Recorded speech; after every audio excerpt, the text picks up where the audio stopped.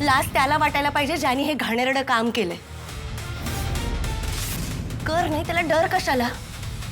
हे त्यांनी केलं असेल तरी लोक तर माझ्याचकडे वाईट नजरेने बघतील ना. मग अशा वेळेला उठायचं. उठ आणि सगळ्यांना सडेतोड उत्तरं द्यायची. जर तू काही केलेलं नाहीयेस तर तू घरात स्वतःला कोंडून का ठेवशील? हे बघ काव्या, अशा वेळेला आपण समाजाला आणि त्या मुलाला सुद्धा सडेतोडपणे उत्तरं द्यायची. त्यामुळे तू ताठ मानेने सगळ्यांसमोर उभी राहा. चल.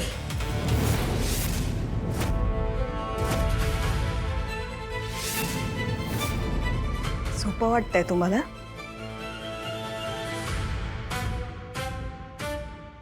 बोलणं सोपं आहे, सामोरं जाणं खूप कठीण आहे, कळलं ना? लोक काय काय विचार, तुला कल्पना आहे का या सगळ्याची? मग अशाच वेळेला आपण समाजाची ही विकृती थांबवण्यासाठी तिच्या पाठीशी खंबीरपणे उभं राहायला हवं ना आत्या. तू आई आहेस तिची, तू ताकद आहेस तिची.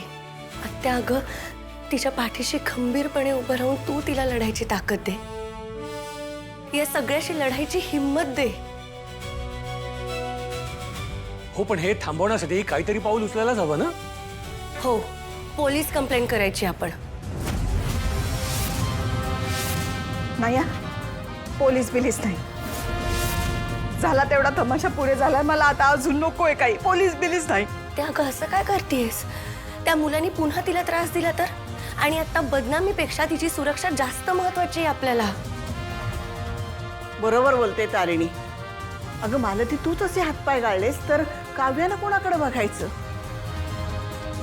तुझी लेक चुकीची नाहीये, तिच्यावर अन्याय झालाय आणि ही लढाई तिच्या एकटीपुरती मर्यादित नाहीये, विकृतीच्या विरोधात आहे.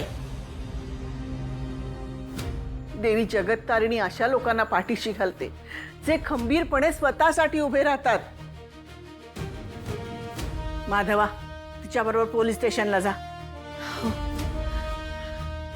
काव्या, हे सगळं पोलिसांना खरं खरं सांगशील ना?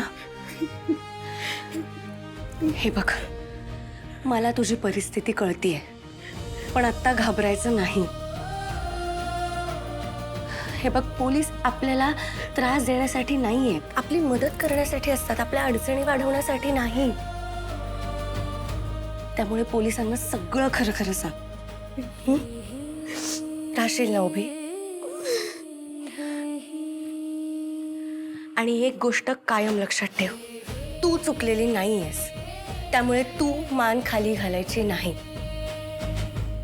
ज्यांनी चूक केली आहे ना, ती लोक मान खाली घालून जगतील.